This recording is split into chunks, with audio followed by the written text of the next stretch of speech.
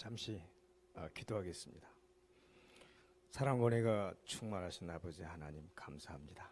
오늘 주빌리 구국 기도회로 하나님의 사랑하는 자녀들을 원근 각지에서 다 모아주셔서 이렇게 예배드리게 해주신 모든 것이 은혜이고 감사이고 축복입니다.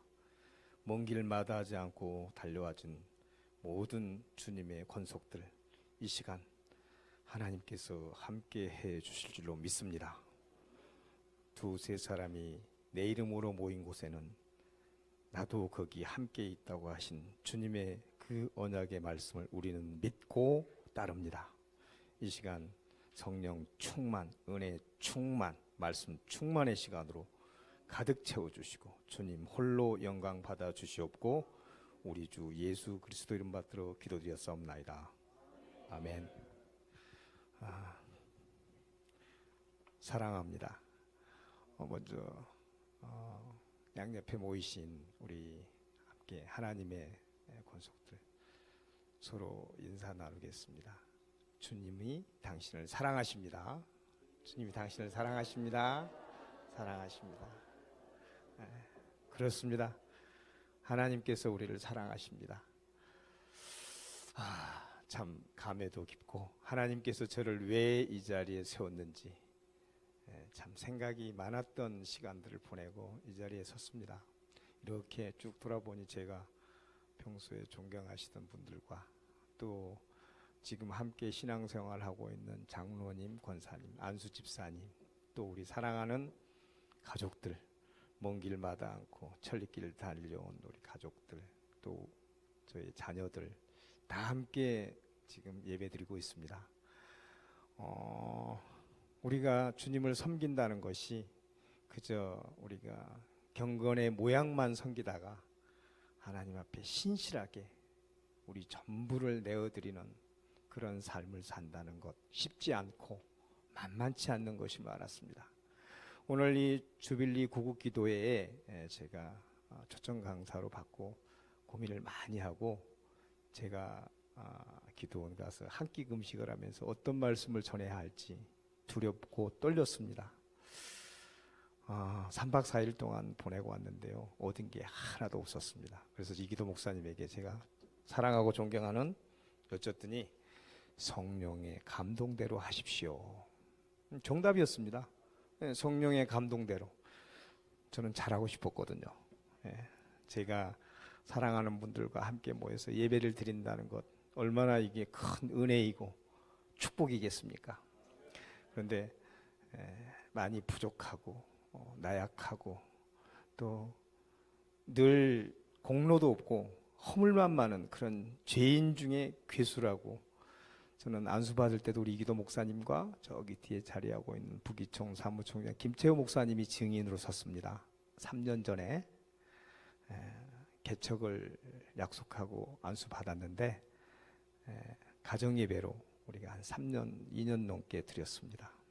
그리고 군데군데 몇 군데 가서 예배를 드리기도 하고 또 3월 달에는 동성애 관련돼서 MBC 규탄대에 한 10,000여 명 있는 데 가서 한 6분 정도 초청 강사로 말씀을 전하기도 했습니다. 하나님께서 이 부족한 사람을 불러서 어디에 쓰시고 어떤 목적에 쓸지 그 뜻과 그 목적은 저는 알 수 없습니다. 다만 순종하고 섬기는 것 외에는 제가 할 수 있는 건 아무것도 없습니다. 오히려 함께한 여러분보다 더 죄가 많고 마음속에 부족함이 많은 것이 겸손이 아니라 사실일 수 있습니다. 오늘 말씀을 준비하면서 어떤 말씀을 전해야 하나, 이 주빌리 구국 기도회가 뜻하는 지향하는 것이 있었거든요.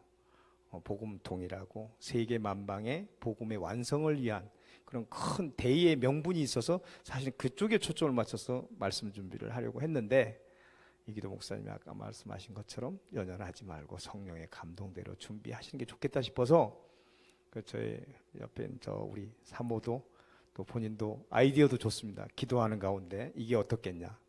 성경 66권 이게 구약이 39권이고 신약이 27권이고 총 1189장입니다 이게.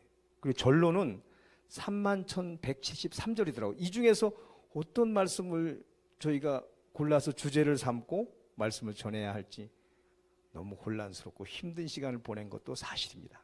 그래서 성령께 맡기자. 내가 잘하려고 하지 말자. 그것도 교만이다. 그래서 오늘 사실은 준비한 거는 많지만 여기 달랑 성경책 하나 갖고 왔고요.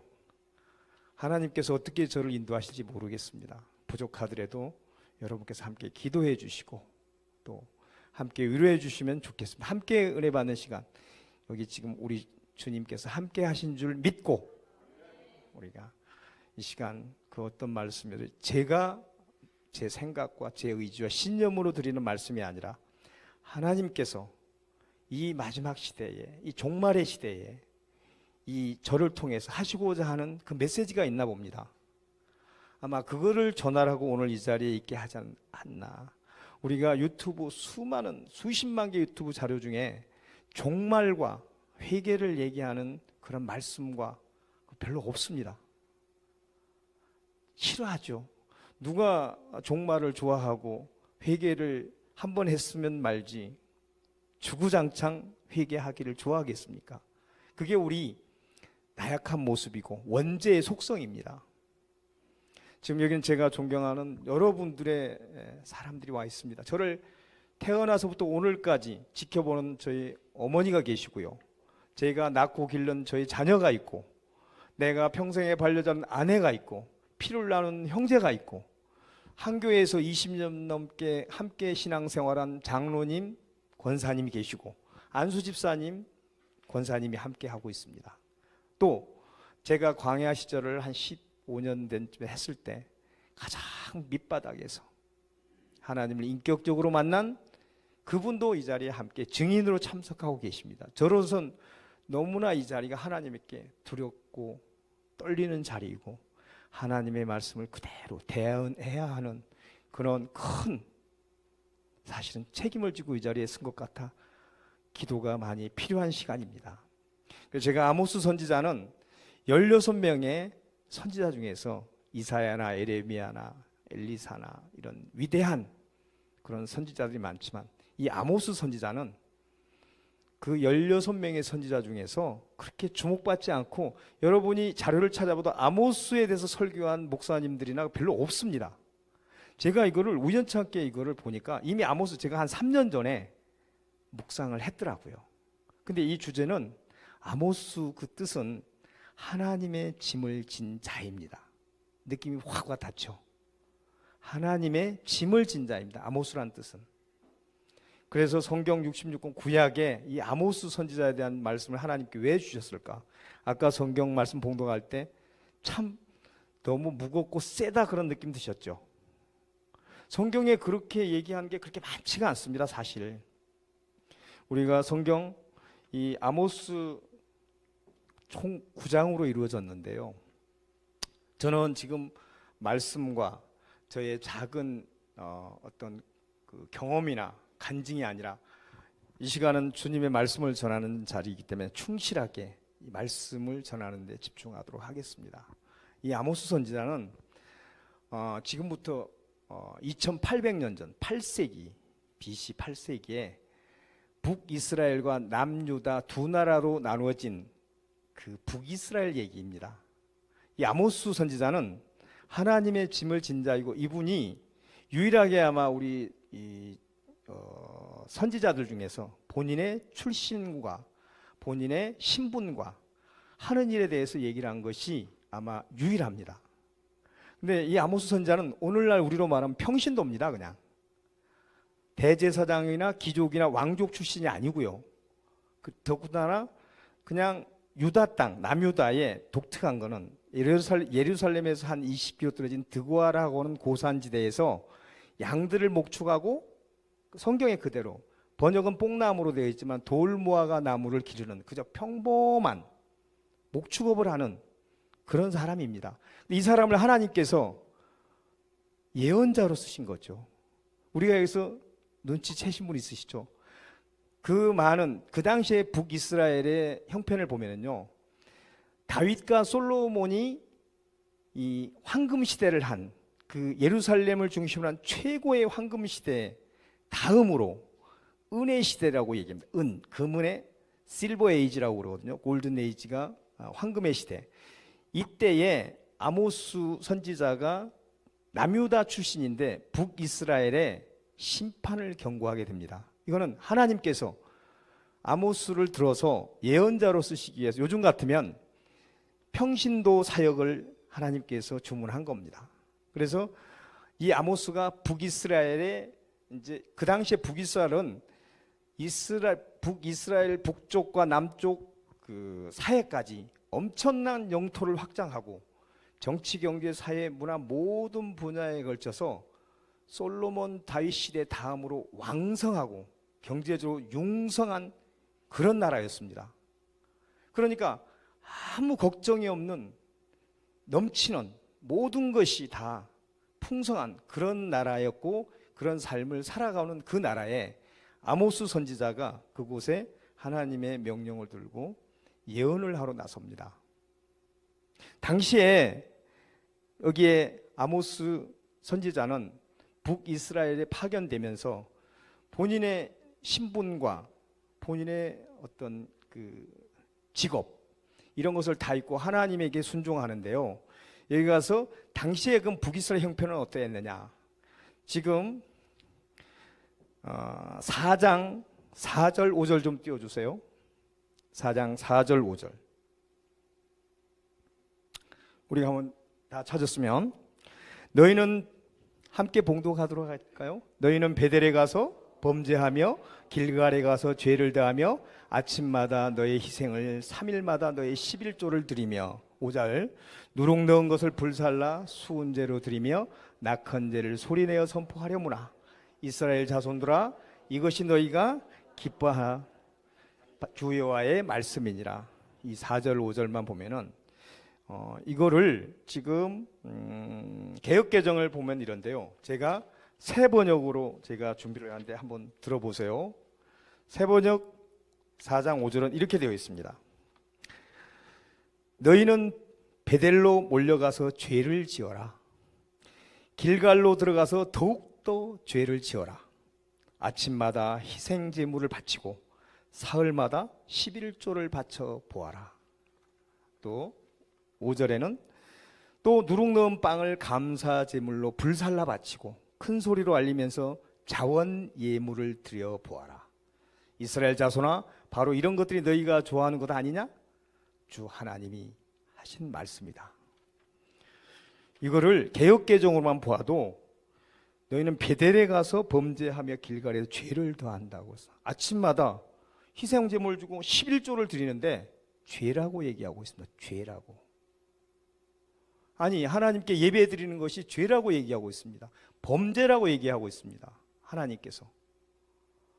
오늘날 우리에게 미루어 짐작해 보면은 이거는 무서운 얘기. 우리가 주일날 예배를 드리러 갔는데 그 예배가 바른 예배가 아니고 하나님이 받으신 예배가 아니면 죄이고 그 죄에 범죄를 더한다고 이렇게 말씀하고 계십니다. 그러면 우리는 예배를 어떻게 드려야겠습니까? 이거를 좀 풀면 베델에 가서 범죄하고 길갈에 가서 죄를 더한다는 것은 그 당시에 북이스라엘의 형편을 보면 여로보암 2세가 통치하던 아까 말씀드린 융성한 나라였습니다. 그런데 이 당시의 예배는 이 베델과 길갈에서 드려진 예배가 혼합신, 그러니까 혼합 예배입니까?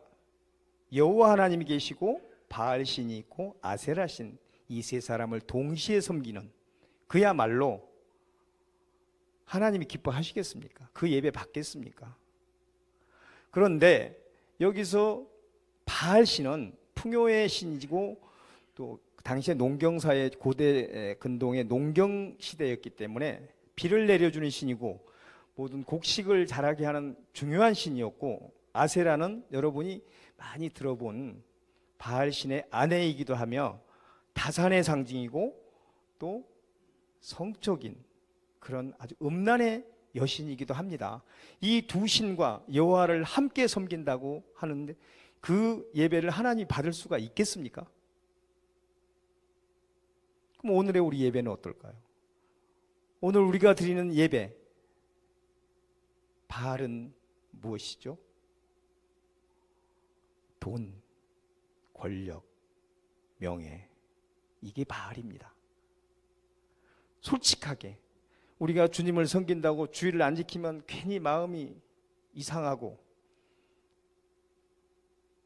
예배를 드리지만 우리 마음속 진정한 곳에서는 우리가 그런 것들이 잠재적으로 숨겨져 있지 않나요? 우리는 지금 당시의 이스라엘 민족이나 오늘의 우리나 예배의 경건은 있습니다. 그럴듯하게 예배를 드리죠. 저도 물론 예외가 아닙니다. 예배를 드리지만 그 예배가 하나님이 기뻐 받으시는 그런 거룩한 예배가 아니라는 거죠. 베델이 어떤 장소입니까? 우리가 잘 아는 창세기 28장에 야곱이 그곳에서 하나님을 만나서 그 기념으로 돌제단을 쌓아서 예배를 드린 성스러운 성소입니다. 길갈은 또 어디입니까? 이스라엘 민족이 출애굽하면서 하나님께서 그 종된 것을 그 수치를 면해주기 위해서 언약의 땅으로 준 것이 길갈입니다. 이스라엘 민족이 40년 광야 생활을 끝내고 요단강을 건너서 처음으로 길갈에다가 12지파들이 돌멩이를 쌓아서 기념하는 그곳이 길갈 지역입니다. 물론 길갈의 뜻은 그 쭈삣쭈삣한 돌을 두리뭉실하게 하는 그런 뜻도 있지만 베델과 길갈은 우리가 하나님이 보시기에도 성전 중에 성전이고 가장 중요한 지역입니다. 그곳에서 그런 예배를 드리니 하나님께서 예배 드리는 것이 죄라고 얘기할 수밖에 없지 않겠습니까? 그럼 오늘날 우리도 정말 우리가 경건하게 거룩하게 하나님을 예배하고 있을까요? 만몬주의라 해서 돈이 하나님과 그 당시에 지금 바알이고 음란이 횡행하는 이 시대에 아세라가 고대 문헌에 그런 게 나와 있다고 하면 실질적으로 기도문에 있지 않습니까? 여호와 하나님 그 안에 계신 아세라 신이시여 이런 자료가 있다고 하네요. 그렇게 예배를 드렸다고 합니다. 우리는 오늘의 우리의 예배와 비교를 해야 할 필요가 있고 우리 자신이 한번 성찰해 봐야 합니다. 우리의 예배가 정말로 하나님께 거룩한 예배인지. 그래서 우리가 예배자로서 우리가 이 지금 이스라엘 민족이 아무 문제 잘 먹고 잘 살고 있는데 그 예배를 죄라고 얘기하는 이 시대에 우리가 이 마지막 종말 시대에 대해서 우리가 지금 하나님께서 심판하겠다. 아모스를 통해서 심판하겠다는 겁니다. 그리고 5장 21절부터 23절 좀 올려주세요. 5장 24절 23절. 이게 지금 타락한 예배를 하나님께서 아모스 선지자 내가 한번 보십시오. 함께 봉독하시죠. 내가 너희 절기들을 미워하며 멸시하며 너희 성회들을 기뻐하지 아니하나니 너희가 내게 번제나 소제를 드릴지라도 내가 받지 아니할 것이요 너희가 살찐 희생의 화목제도 내가 돌아보지 아니하리라. 내 노래소리를 내 앞에서 그칠지어다. 내 비파 소리도 내가 듣지 아니하리라. 이게 하나님께서 지금 이스라엘 민족에게 하는 얘기입니다. 세 번역으로 한번 제가 읽어드릴게요. 나는 너희가 벌이는 절기 행사들이 싫다. 역겹다. 너희가 성회로 모여도 도무지 기쁘지 않다. 너희가 나에게 번제물이나 곡식제물을 바친다 해도 내가 그 제물을 받지 않겠다. 너희가 화목제로 바치는 살찐 짐승도 것들도 보지 않겠다. 시끄러운 너의 노래소리를 나의 앞에서 집어치워라. 너의 검은고 소리도 나는 듣지 않겠다. 이게 세 번역인데요. 리얼하죠. 역겹다고 그러십니다. 죄라고 그러십니다. 온몸으로 예배를 거부하고 있습니다. 우리 당시에 이스라엘 민족만 그랬을까요? 오늘의 우리 예배는 아까 다시 얘기에 돌아가서 이제 7장 좀 올려주세요. 7장 10절부터. 예. 지금 타락한 예배에 대해서 이제 아마샤 선지자라고 그 베델 성소를 책임지고 있는 대제사장과 아모스 선지자가 둘이 대립하고 있는 그 말씀입니다. 제가 봉독하겠습니다. 때 베델의 제사장 아마샤가 이스라엘 왕 여로보암에게 보내 이르되 이스라엘 족속 중에 아모스가 왕을 모반하나니 그 모든 말을 이 땅이 견딜 수 없나이다. 아모스가 말하기를 여로보암은 칼에 죽겠고 이스라엘은 반드시 사로잡혀 그 땅에서 떠나겠네아이다 하나이다. 아마샤가 또 아모스에게 이르되 선견자야 너는 유다 땅으로 도망하여 가서 거기에서나 떡을 먹으며 거기에서 예언하고 다시는 베델에서 예언하지 말라. 이는 왕의 성소요 나라의 궁궐임이니라. 거기까지요. 여기서 아마샤는 오늘날로 말하면은 베델 성소의 담임 목사입니다. 담임 목사, 대제사장이니까. 그러니까 아모스가 이렇게 와서 지금 예언을 하나님의 위임을 받아 대언을 하면 그 권면을 받아야 돼 기도하거나 어떤 깨우침을 한 게 아니라 지금 여로보암 2세가 통치하는 왕에게 지금 그렇게 얘기해요. 여로보암은 칼에 찔려 죽겠고, 여기서 세 번역으로 한번 읽어드릴게요.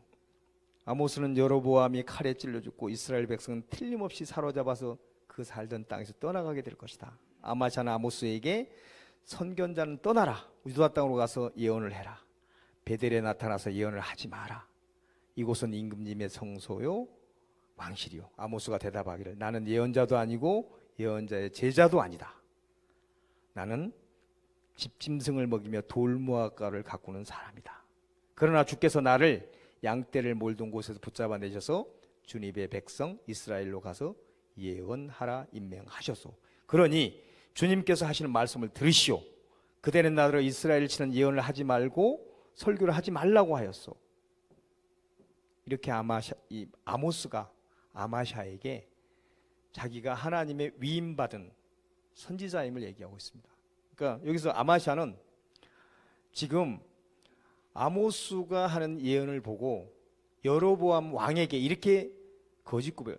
이 사람이 당신이 칼에 찔려 죽고 이 여기에 있는 모든 백성이 다 이 땅을 떠나가고 망한다고 하니 이렇게 소란을 피웁니다.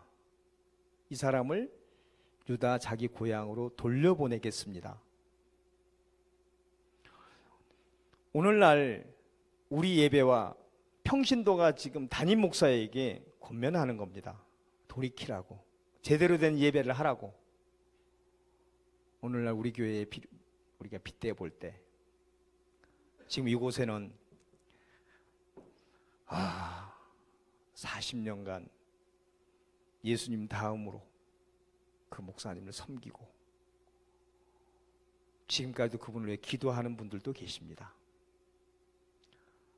그런데 이 아마샤 선지자를 보면 오늘의 우리 담임 목사와 거의 다를 바가 없습니다. 결국은 심판은 하나님이 하시겠죠. 그러자 아마샤가 24절에 이렇게 얘기를 합니다. 7장 좀 띄워주실래요? 7장 17절 좀 띄워주세요.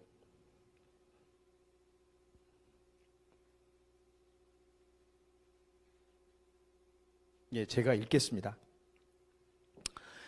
여호와께서 이같이 말씀하시되 이제 아마샤가 아모스를 너의 고향으로 돌아가라. 너가 더 이상 여기서 월권을 하지 마라. 이러면서 하는 얘기입니다. 여호와께서 이와 같이 말씀하시기를 아모스에게 하나님께서 말씀하십니다. 이게 17절에 있습니다. 7장 17절 말씀 보면 있습니다. 그거를 제가 읽고 있는 겁니다. 17장 제가 보고 있는 개역개정 성경입니다. 여호와께서 이와 같이 말씀하시기를 내 아내는 성읍 가운데서 창녀가 될 것이요. 나오군요. 내 자녀들은 칼에 엎드려지며 내 땅은 측량하여 나누어질 것이며 너는 더러운 땅에서 죽을 것이요 이스라엘은 반드시 사로잡혀 그의 땅에서 떠나리라 하셨느니라.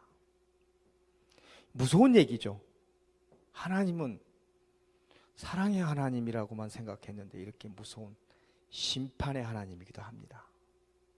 아니 그냥 안 보는 게 아니고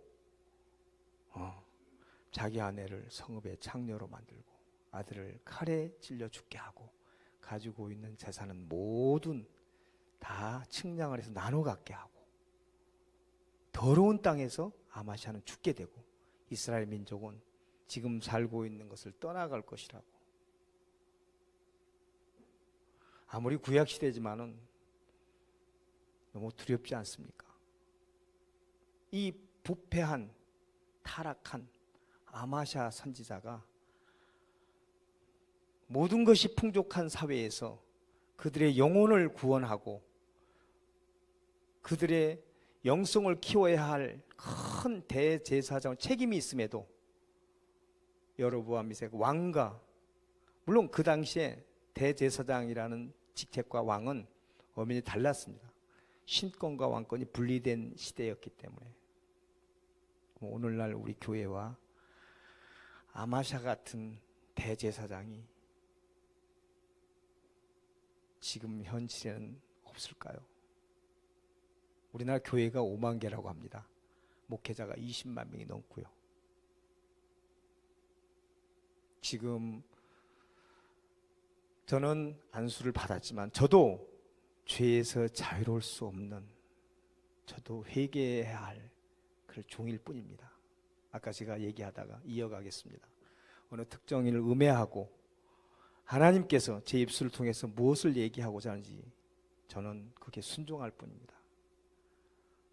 어느 한 목사님의 사례를 통해서 우리가 아마샤 선지자하고 이렇게 스크랩됩니다. 예수님 다음으로 섬기고 해외 선교를 가더라도 그 목사님 네 분을 음식을 다 준비하고 모든 재반적인 것을 다 해서 해외 선교회 여행 가는 그 동행을 한 번도 빠지지 않고 늘 다녔던 그런 정말로 목사님을 가족, 아니 예수님 다음으로 섬기는 그런 섬김의 순종의 충성의 그런 성도가 있었습니다. 그런데 그분이 퇴임을 하면서 문제가 발생합니다. 퇴직하고 나서 그분을 섬기기 위해서 그분이 살고 있는 가까운데 집을 얻기까지 하며 준비를 하고 있었다고 합니다. 그런데 그분은 정말로 우리가 입에 올리기 싫을 정도의, 물론 공간은 있습니다. 하나님께서 정죄하시겠죠.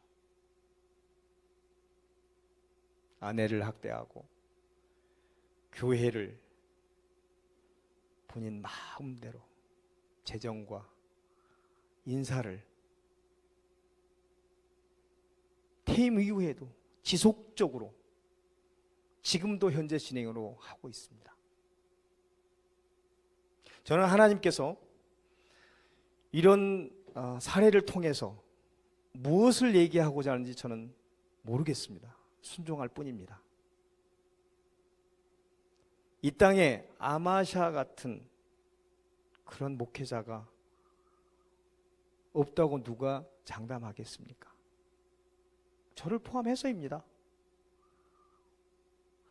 저는 처음에는 그분을 위해서 기도하고 내 신앙은 주님과 1대1이면 된다라고 그렇게 굳게 믿었습니다. 제가 이 말씀을 준비하면서 오바댜 가면요, 에돔에게 하나님께 큰 징벌을 내리고 망하게 합니다. 왜 막 그런지 아십니까? 이스라엘이 망하는데 형제 국가로서 방관했습니다.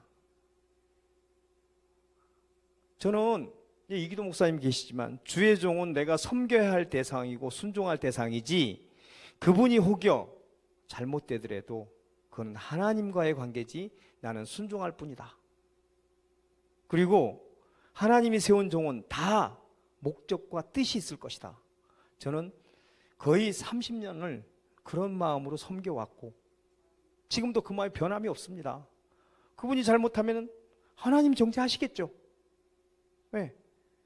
그러는데 제가 이 말씀을 준비하면서 우리가 잘못되어가는 부패한 교회와 타락한 목사님을 권면하고 기도하는 것으로 끝나는 것이 아니라 우리가 하나님 앞에 거룩한 백성으로 바른 예배, 우리가 예배가 죄라고 하는 이 예배를 드리지 않게 해서는 먼저 우리가 깨어야 된다는 그런 마음을 주셨습니다. 우리가 깨어 있어야 그런 마음을.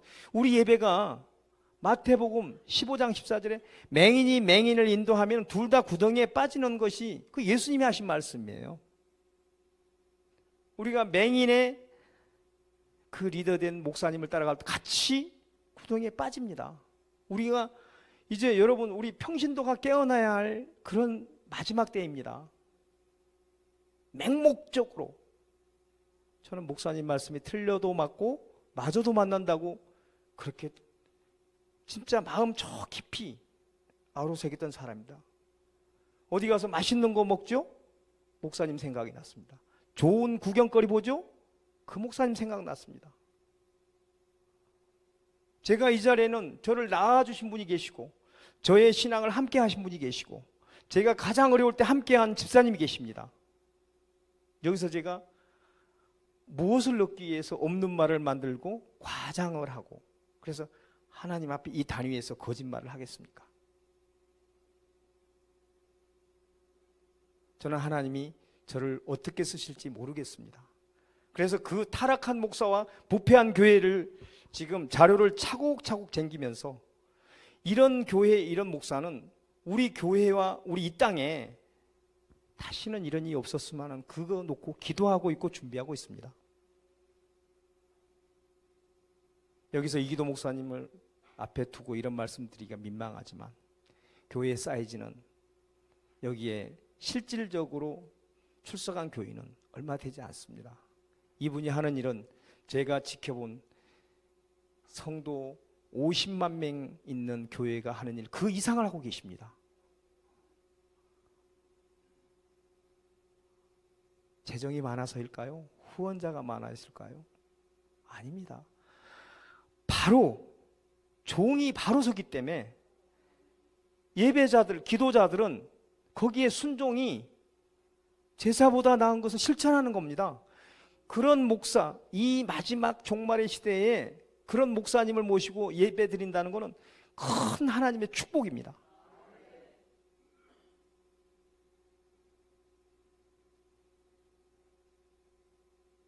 그런 목사님은 하나님께서 반드시 심판하실 거라고 했습니다.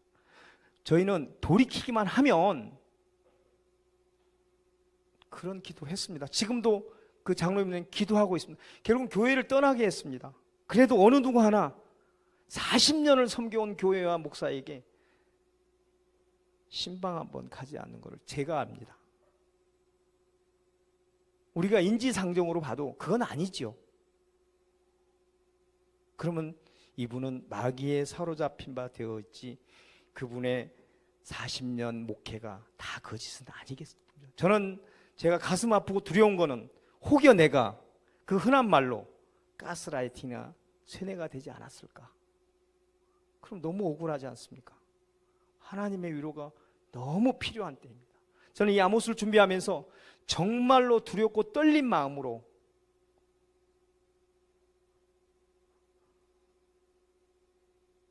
우리가 깨어 있어야 합니다.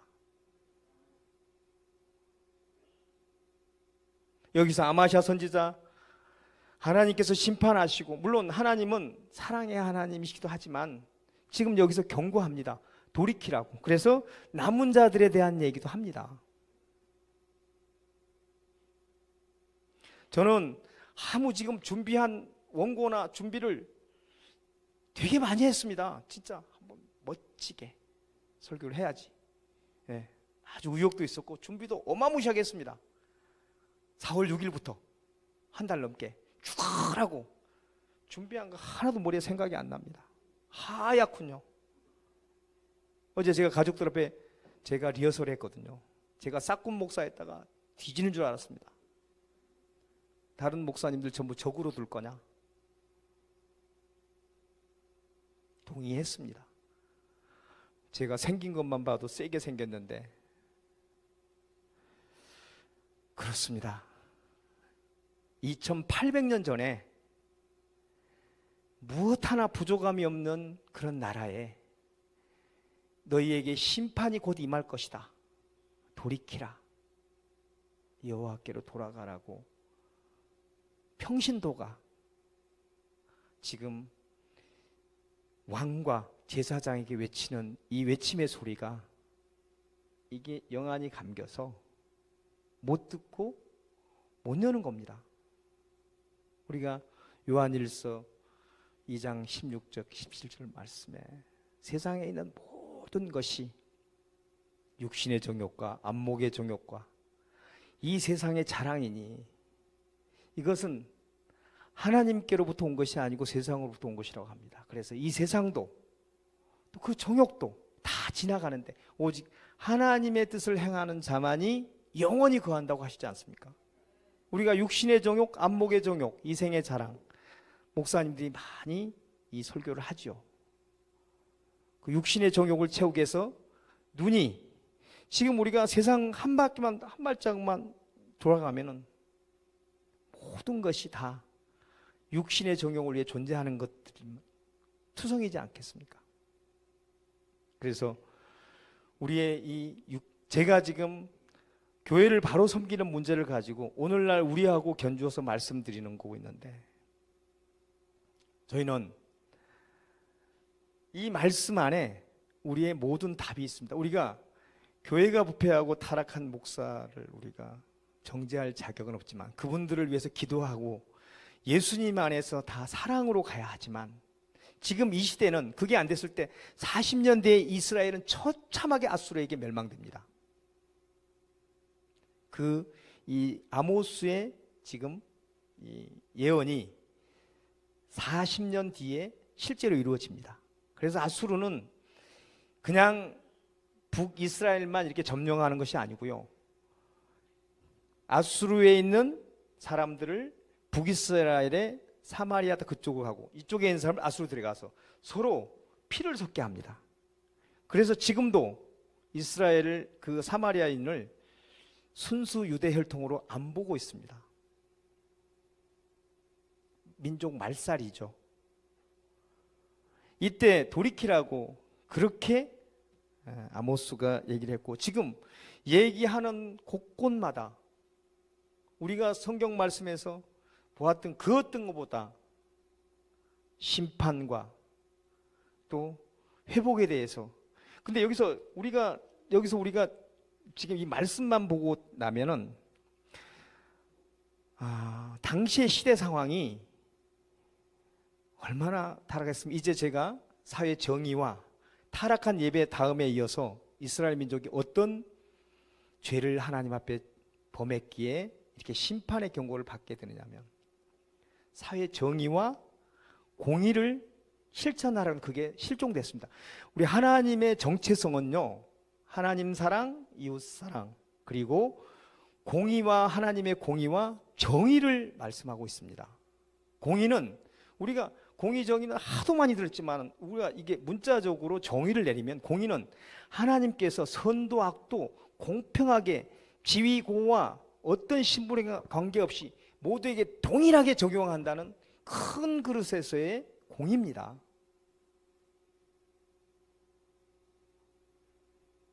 그 다음에 정의는 좀 더 구체적으로 들어갔을 때 불의를 바로잡는 겁니다. 지금 이 시대에 여기서 어떤 일이 일어난 줄 아십니까? 사회 정의에 대해서 성적으로 얼마나 물러났냐면 아버지가 아들과 함께 같은 창녀집을 드나들고 한 첩을 동시에 잠자리를 합니다.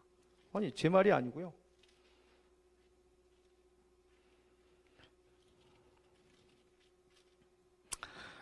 아, 2장 6절 좀 띄워주십시오, 장모님.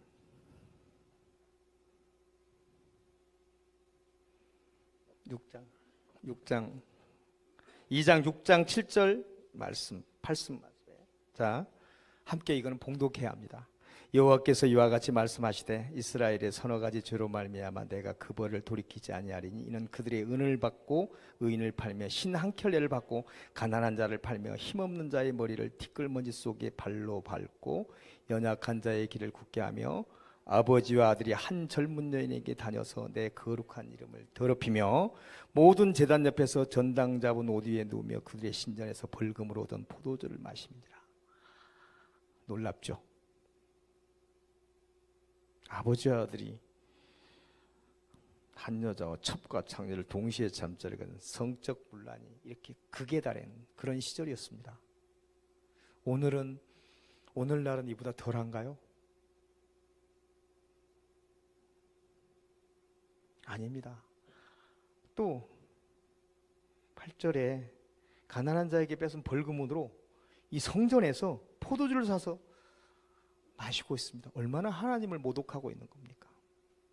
이것이 오늘날 우리 예배에 적용을 하면은요,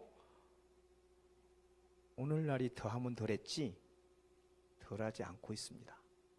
저는 이 포도주 사건을 보고 가난한 자에게 뺏은 벌금으로 성전에서 포도주를 사서 이 마시는 하나님을 얼마나 모독하는 이것이 제 주변에 그 목사님이 성도들의 헌금으로 와인을 사서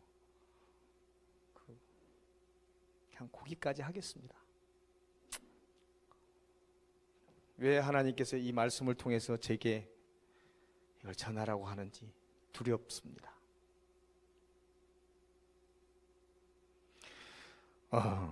우리가 갈라디아서 5장 9절 19절부터 24절 말씀을 이렇거든요. 우리 육체일 주님의 종도 사람이고 우리가 육체의 일은 분명하다고 그랬습니다. 음행과 더러운 것과 호색과 우상숭배, 주술, 원수 맺는 것, 분쟁, 시기, 분냄, 당 짓는 것, 분열, 이단, 투기, 거기 술 취하는 거, 방탕함, 이 15가지를 우리가 육체로 지을 수 있는 죄라고 하고 있습니다. 이것은 하나님 나라의 유업을 받지 못한다고, 이 15가지 죄 중에 하나만 지어도 되게 무서운 겁니다. 이 갈라디아서 바울 사도가 얘기한 겁니다. 우리는 거의 극도로 우리의 삶 속에서 이걸 적용할 수가 없습니다. 그런데 그 다음 절이 성령의 9가지 열매를 주시면서 성령의 도움을 받으라는 겁니다. 사랑과 희락과 화평과 오래 참음과 자비와 양선과 충성, 그리고 온유와 절제, 이것을 금할 것이 법으로 없다고 하거든요. 그리고 마지막에 우리 그리스도 예수의 사람들은 우리가 이 육체와 함께 그 정욕과 탐심을 십자가에 함께 못 박았다고 그러셨습니다. 이것이 주님께서 우리에게 주신 15가지의 우리가 육신의 정욕으로 지을 죄를 성령의 9가지로 그거를 이길 수 있다는, 동시에 그 말씀을 갈라디아에서 말씀하고 있는 것입니다. 우리가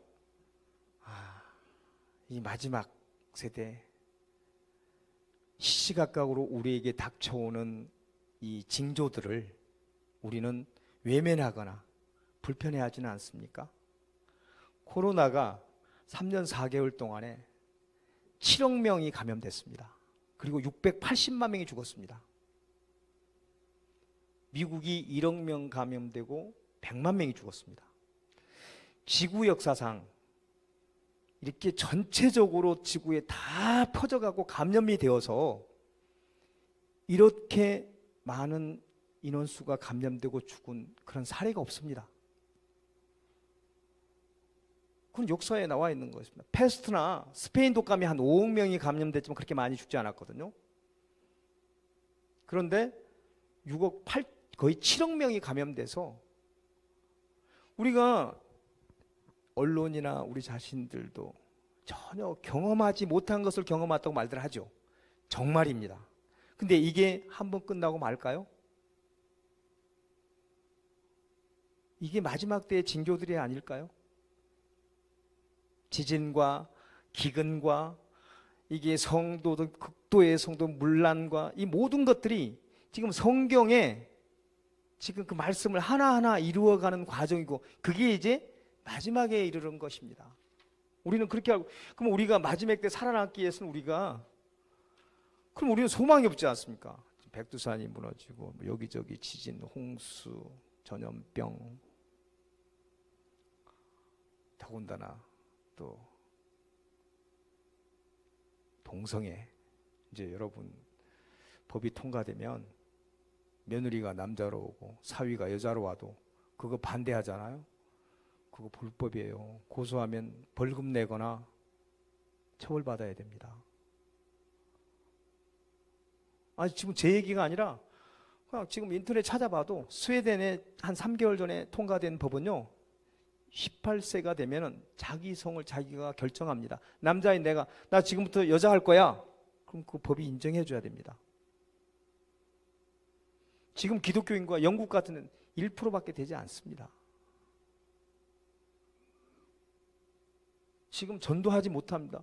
예전에 우리 노방 전도할 때 예수 천국, 불신 지옥 얼마나 외쳤습니까?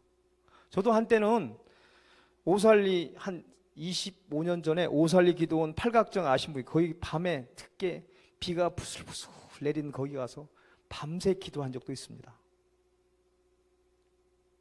이름만 대면 알 수 있는, 여러분들부터 비난받고 있는 그 목사님 훈련원을 통해서 우리가 이 마지막 때라고 하지만 다들 실감을 못하고 있습니다. 사실 이기도 목사님이 얘기하시듯 우리가 체감을 못하고 위기를 못 느껴요. 여러분이 원하는 거 다 갖췄다고 해요. 돈도 명예도 권력도 다 갖췄는데 내일 주님 오시면 어떡하실 겁니까? 여러분, 과연 주님 앞에 섰을 때 양이 되겠습니까? 염소가 되겠습니까? 저도 자신 없습니다. 그래서 우리는 주님 앞에 바로 서야 될 것 같습니다. 거룩한 주님의 신부로 우리가 항상 준비하고, 우리가 어디서 주님이 언제 오더라도 항상 우리가 주님의 신부로 우리가 함께 가야 하지 않겠습니까? 우리의 삶이 편치 않죠. 이 시대에 이스라엘도 그랬습니다. 상위 5%가 95% 되는 사람의 재산을 다 착취했습니다. 이 여로보암 2세는 이 북이스라엘의 20명의 왕 중에서 최고의 왕이었습니다. 가장 영토를 확장했고 나라가 가장 융성했던 그 시절입니다. 그런데 예배가 없었습니다. 아니, 예배는 있었지만 예배가 죄인 그런 시절이었습니다. 그러면 오늘의 우리와 그 2800년 전에 북이스라엘에 있었던 일과 오늘 우리가 예배자로서, 우리가 기도자로서 우리가 하나님을 기뻐하게 하고 거룩한 예배자, 하나님 한 분만 섬기는 예배,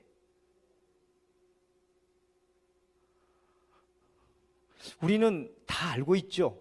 어떤 예배가 경건하고 여기에 몸차양들 온몸과 마음이 드려지는 예배, 몸으로 예배. 지금 태국에서 아침 새벽 6시에 오셔가지고 이기도 목사님과 태국에도 그 집회가 불이 떨어진 집회였는데 몸이 많이 피곤할 텐데도 목사님이 저에게 힘 실어준다고 5명 찬양팀에게 와서 예배에 참여해달라고 그래서 오셨다고 합니다. 감사합니다. 이제 마무리를 하려고 합니다.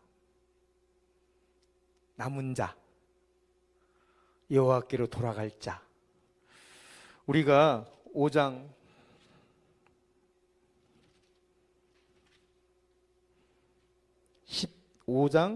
15절 좀 띄워주세요.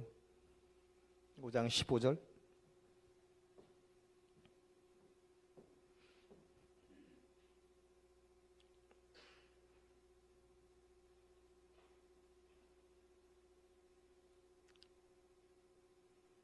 네, 제가 봉독할까요?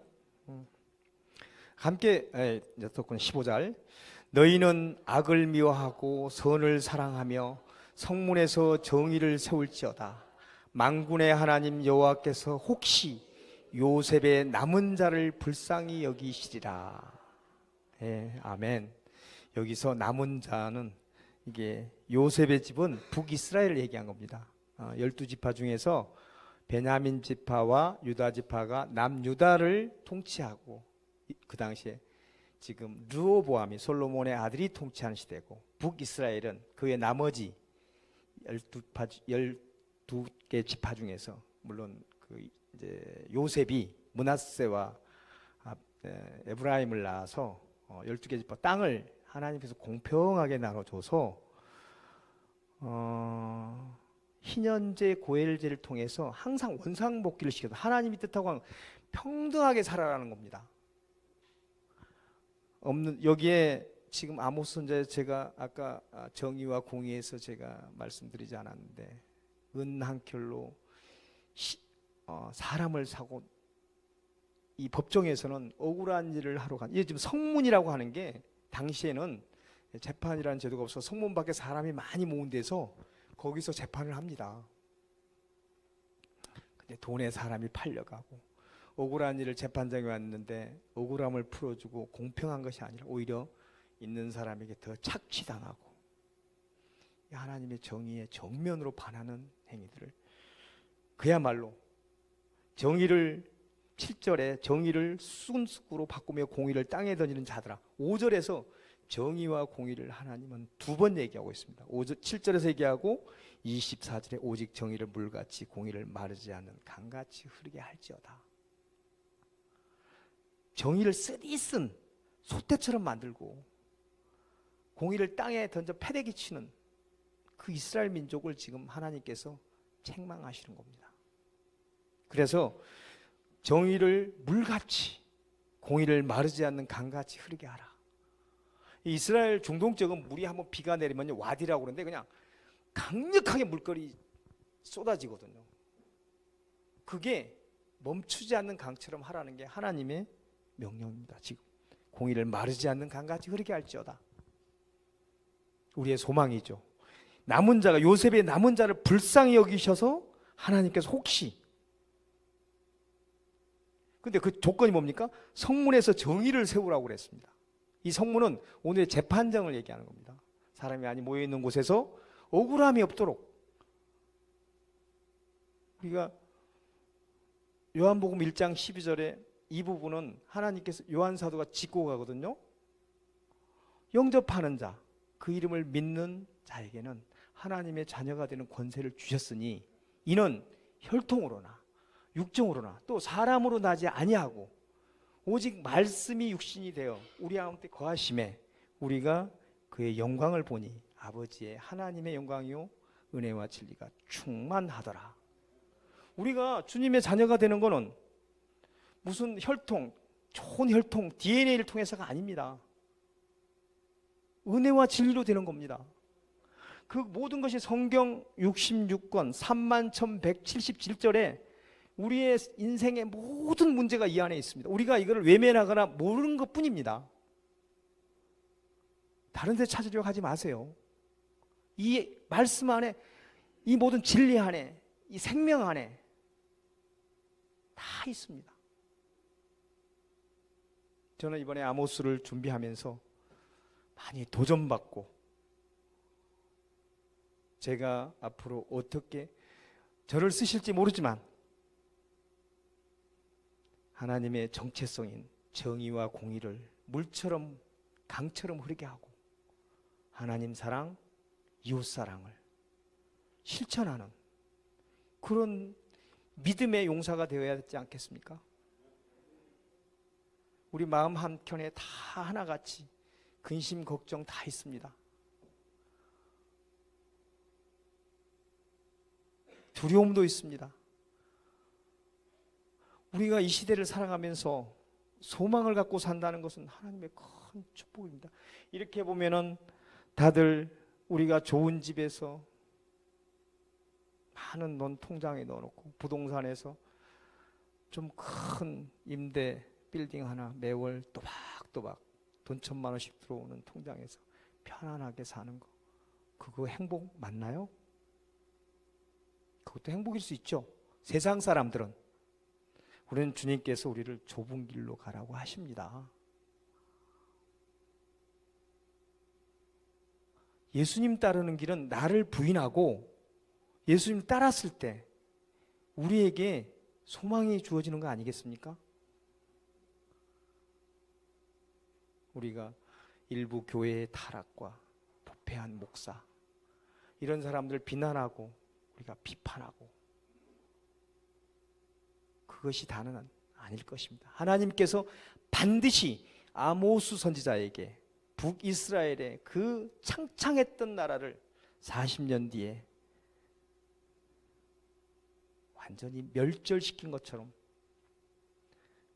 그러기 전에 그 목사님이 돌이키시기를 기도합니다. 저는 오늘 이게 그분에게 전달되었으면 좋겠습니다. 돌이켰으면 좋겠습니다. 기도합니다.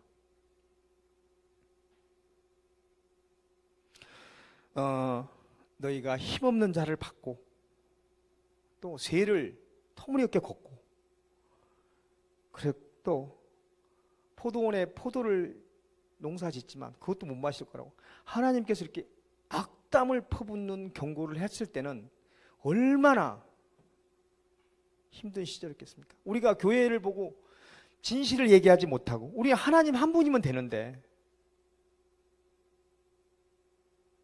지금 5장 13절에 그러므로 이런 때 지혜자가 잠잠하느니 이는 악한 때이며, 지혜자가 뭐겠어요? 진실을 얘기하지 못하고 있습니다. 때가 악해서. 내가 불이익받기 싫거든요.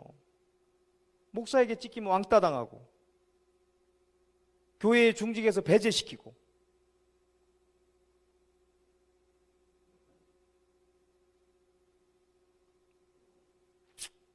이게 하나님께서 기뻐하시는 목자의 모습은 아니지요. 우리는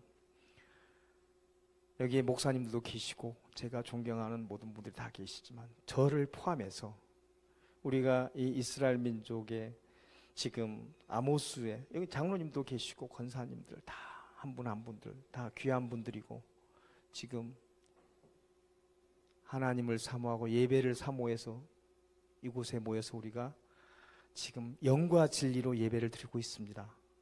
여기는 주님이 지금 함께 계시고, 제가 저의 입술이 허튼 소리를 했거나 거짓을 얘기했던 하나님께서 저를 정죄하시겠죠. 우리의 삶이, 지금 여기 앞에 계신 안수 집사님은 감회가 깊으실 겁니다. 저한테 목사 된다고 했거든요. 저의 간증입니다만, 이제 마지막으로 제가 한동안 광야 시절을 한 적이 있었습니다. 안수 집사 시절인데 참 아무것도 모르는 시절에 많은 것을 나누었죠. 인격적으로 하나님을 만났으니까.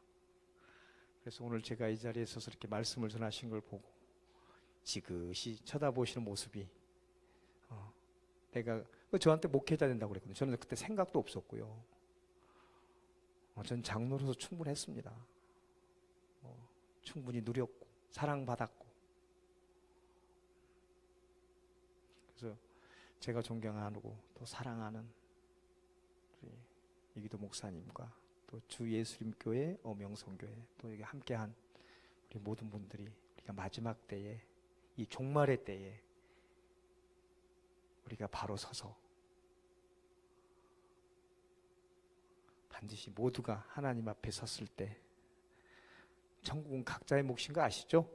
가족끼리 가고 부부끼리 가고 자녀끼리 가는 거 아닙니다.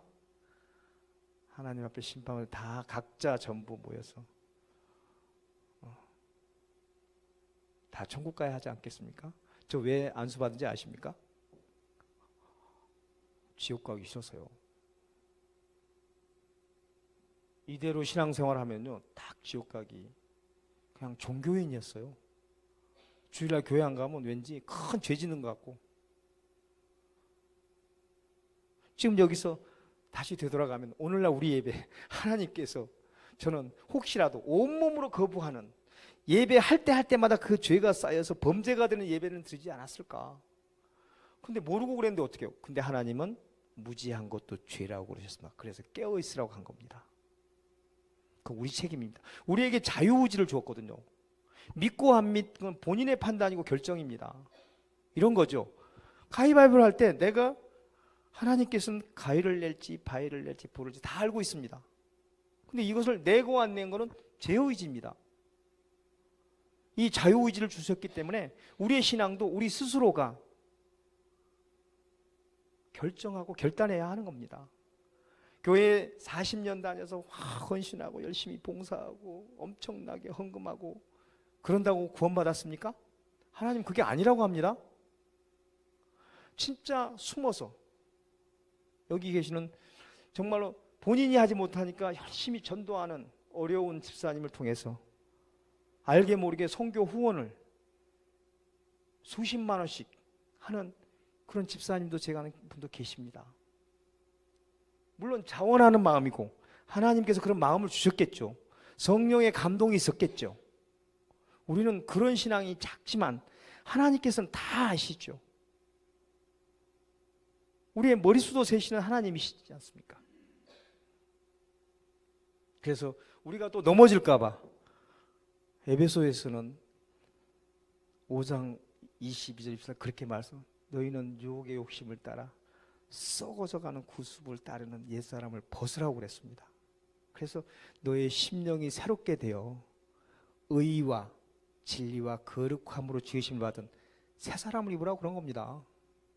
또 고린도 후서에도 5장에도 그렇지 않습니까? 누구든지 그리스도 예수 안에 있는 자는 새 피조물이니까 이전 것은 다 지나갔으니까 보라 새 것이 되었도다. 혹여 오늘 이 자리에 계신 우리 저의 사랑하는 모든 분들, 지나간 것에 본인을 돌아봤을 때 혹시 단 한 번이라도 예배가 죄가 되는 예배를 지었으면 자기를 성찰해보는, 이제 이전 것은 지나갔으니까 새 사람이 되고, 구약시대도 이사야서는 똑같이 얘기했습니다. 이전 일은 다 생각도 말고 기억하지도 말라고 그랬습니다. 보라 내가 새 일을 행하리니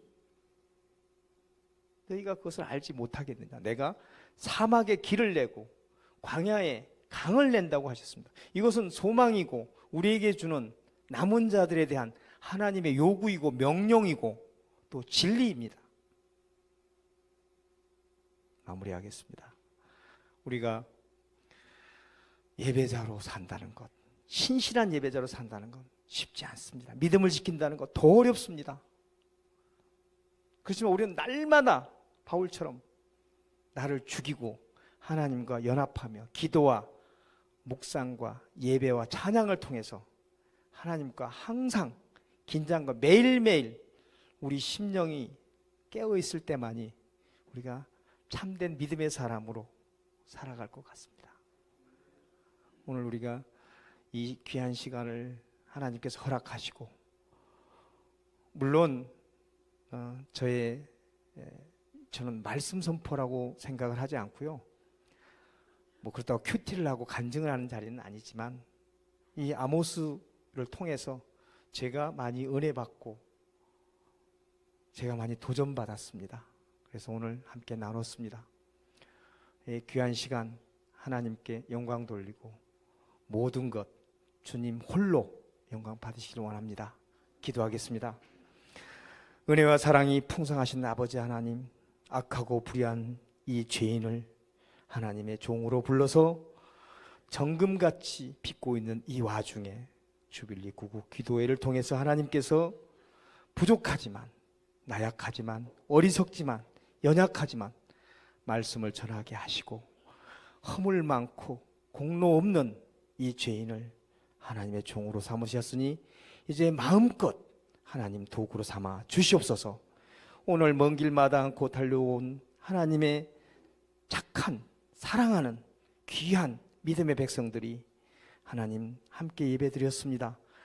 이 예배를 통해 하나님 기뻐받아 흠양해 주시고 각 가정마다 자녀마다 하는 일마다 원하고 바라는 것들이 있으면 하나님 반드시 물된 동산처럼 풍성한 복으로 채워 주시옵소서. 아픈 사람에게는 치료에 하나님의 은사를 통해서, 혹시 재정적으로 어려운 분에게는 하나님 그것도 채워 주시옵소서. 돌아가는 발걸음도 하나님께서 함께 해주시고 오직 주님 한 분이면 됩니다. 바라고 원하는 것은 그것뿐입니다. 모든 것 감사드리며 우리 주 예수 그리스도 이름 받들어 간절히 기도드렸사옵나이다. 아멘. 감사합니다.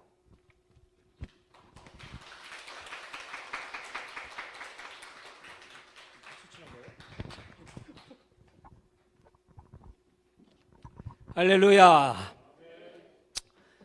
큰 은혜 받으신 줄로 믿습니다. 우리 김호숙 목사님이 전직 기자신데 사회의 불의를 파헤치고 또 나라의 발전을 위해서 애쓰던 기자가 이제 영적 세상, 영적 세계, 영적 촉, 영적 감각을 가지고 앞으로 하나님 말씀 순종, 복종하시면서 귀하게 쓰임받게 되시기를 주의 이름으로 축원합니다. 지금은 우리 주 예수 그리스도의 크신 은혜와 하나님의 한량없는 사랑과 성령의 감동 감화, 우리 주빌리 구국 기도에 참여한 하나님의 사랑하는 백성들 위해 주 예수 이름 교회와 어명송교회와 주빌리 구국 기도회 단체 위에 영원히 함께 있을지어다.